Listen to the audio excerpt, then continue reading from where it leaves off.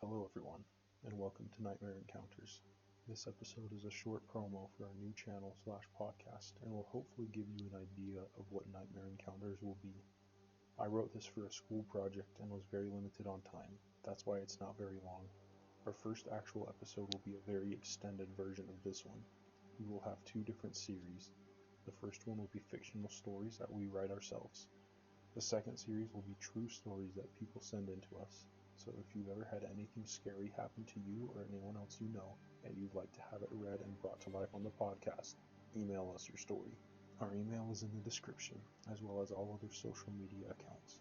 With that being said, we hope you enjoy our promo episode. Sit back and remember to turn those lights off. That thing, whatever it is definitely not human. What thing, John? That creature. I don't know what on earth it is, but all I know is that it's dangerous and very deadly. It killed my friends. Why don't you tell me what happened, John, from the beginning? Yeah, okay. It started last week, during the start of spring break. My friends Carter, Marcus, Simon, and I were camping in the northern Rocky Mountains because we wanted to hike up Mount Sylvia.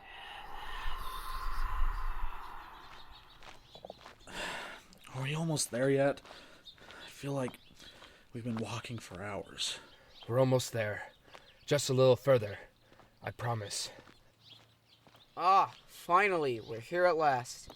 The boys were happy to finally reach the campsite. Over time, they managed to set up a camp, eat dinner, get a fire going, and stay up late in the night drinking, talking, and just having a good time. But all of that was suddenly interrupted when they heard something that made their skin crawl.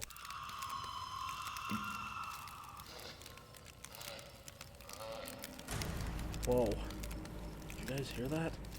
Yeah, and suddenly I don't feel comfortable out here anymore. The boys all agreed to call it a night and get in their tents. Scared, everyone was still awake for a long time. Eventually, they all fell asleep to the sound of nothing but crickets, until John was awoken suddenly by the sound of a slow-moving tent zipper off in the distance. John was confused, but quickly looked past it, determining that it was probably one of his friends in the other tent going outside to pee or something. He then fell back asleep. When they woke up in the morning, the boys quickly noticed something was wrong. Hey, have any of you seen Simon? I woke up and the tent is wide open. I don't know where he is. He probably just got up early to go for a run or a hike or something. You know Simon. He's a very outdoorsy person. I'm sure he'll be back soon. But as time went on, Simon never came back. After a few hours, the boys were starting to get worried. Okay, guys. Where is Simon? Seriously. He's been gone for hours. Maybe he's in danger. We should look for him. I agree. Let's get looking. So commenced the boys' search for Simon. They searched a long way for a long time. Hours passed. Still, they found no trace of Simon. Guys, I'm really worried. If we don't find Simon by the end of the night, I say we head home and get a professional search team. Somebody! As Simon's screams could be heard in the distance, all their hearts started racing. They immediately all ran towards the sound of his screams. Where is he? It sounded like that he was screaming from here, right?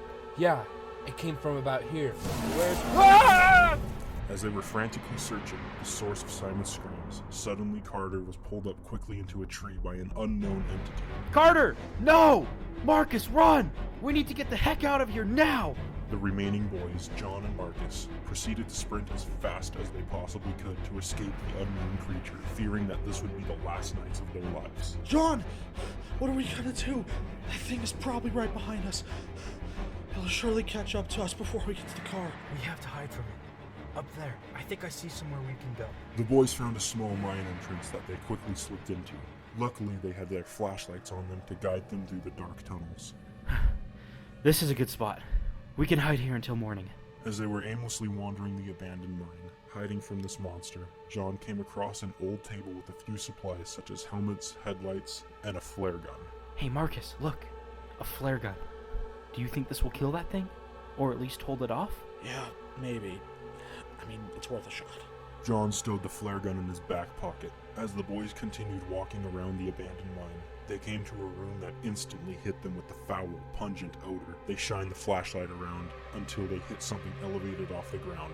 Simon's body, hanging on rusty hook through his upper chest. His flesh also appeared to be eaten off in many places. Along with this, they also found the room littered with bones. Oh my... Simon! I'm gonna be sick. John, we absolutely need to leave right now. John agreed with Marcus, and the two of them started for the mine entrance. But just before they reached it, they heard that terrible roar again. Shh! Quiet. Don't move. We don't want this thing to know we're here. As the monster came into view, Marcus noticed that it was tall and skinny and appeared to have the head of a deer with antlers. He also noticed that it was dragging something behind him. Carter's dead body. This mortified him, and he couldn't help but let out a gasp of fear. The monster then noticed them and began to charge. Run! The boys started to run and almost got past the monster, but the monster was faster. It went after Marcus and started mauling him.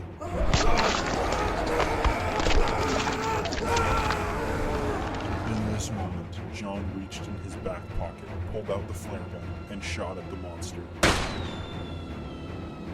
After he shot, the monster was gone, and Marcus was bleeding out on the ground. Marcus, come on! We gotta get you out of here right now! Oh, John. I'm too hurt. I can't run fast enough. If you try to get me out, we'll both die. Just get out of here, John. You have to.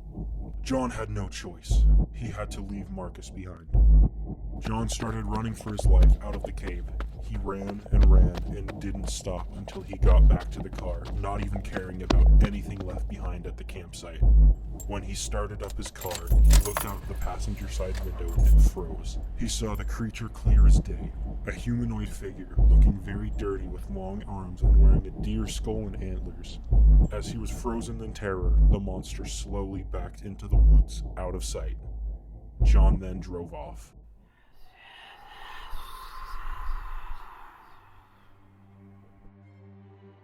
I will never forget that nightmare.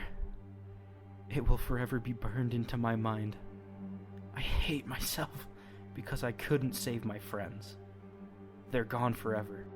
It wasn't your fault, John. You did what you could. But my best wasn't good enough. The only thing I don't understand is why me? Why was I the only one left alive? Why couldn't any of my other friends be spared? I'll never truly know. It's almost as if that monster let me live. Thank you for listening. I hope you enjoyed. Always remember to turn off the lights, lock your doors, and check behind you.